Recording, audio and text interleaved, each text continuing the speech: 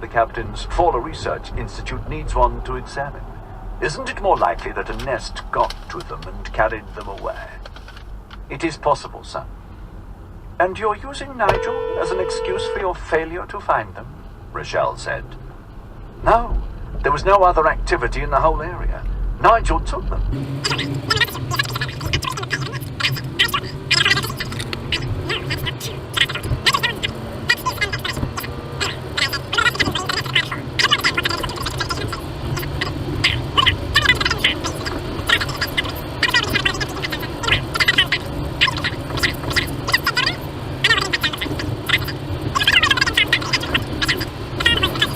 The Master replied tightly.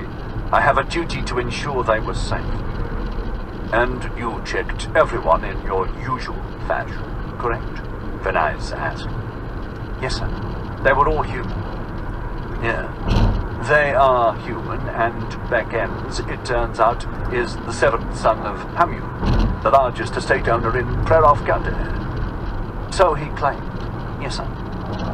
In fact, he told you that when you ordered your troops to slaughter every newt and mud animal on the farm. Is that correct? Rochelle asked. Yes, sir.